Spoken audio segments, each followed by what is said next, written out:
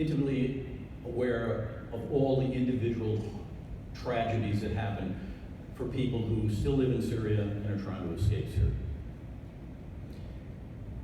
It was made even more real when I went to Greece with my wife, and we visited a few Syrian refugee camps.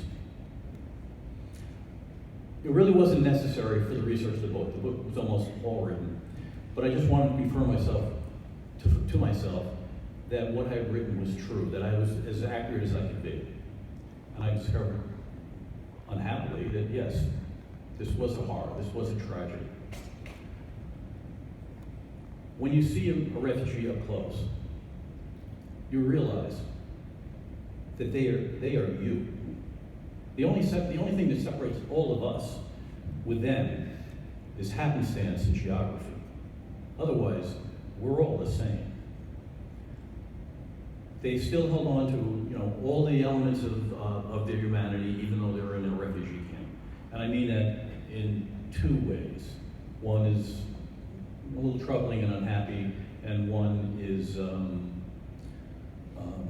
redeeming of the human spirit. The refugee camp we visited north of Athens in Ritsona, it had to be segregated because I'm not sure if you know much about Islam, but it's basically broken up into between Sunni and Shia. And generally they hate each other, if I'm painting with a very rough brush. You remember, more Muslims kill other Muslims than they ever killed Christians. That's an unhappy truth.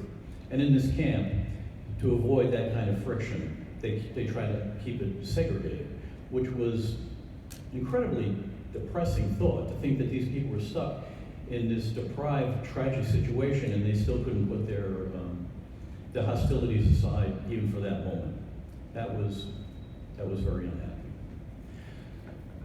But the story I'd like to tell more revolves my wife. Even though we were in Greece in late May, the weather was something like New England in November, very windy, rainy. We did not come prepared for this moment. We didn't have even a raincoat. And we're going to take a walk around the camp, and it's raining. And a Syrian woman offered my wife a raincoat. Now, in most circumstances, that's a nice, small, friendly gesture, well received. But let's remember, for this woman, that raincoat could have been perhaps only one of a handful of things she owned in her life. If you had 6 things, would you lend one of them to a stranger?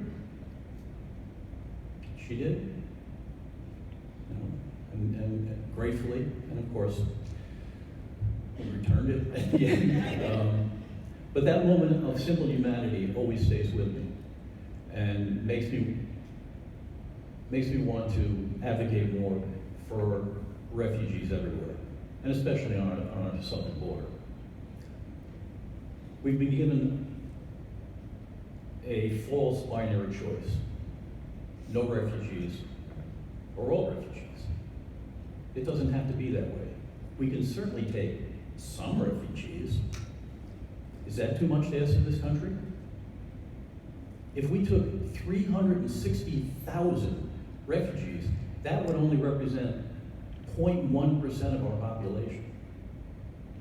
How many we took last year? 12 Syrian refugees. We have to do better than that. We're better people than that. And I hope the book will promote that idea, and we'll become a more generous, we will return to the generous people who America is. So again, thank you for the committee.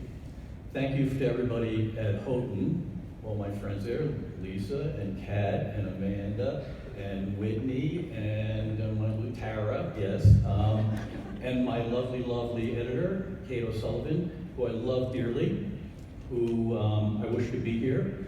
but Houghton wouldn't let her come. I'm just saying.